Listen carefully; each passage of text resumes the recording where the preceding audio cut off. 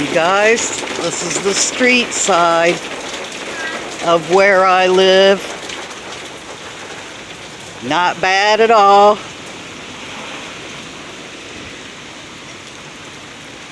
That's as worst as it ever gets.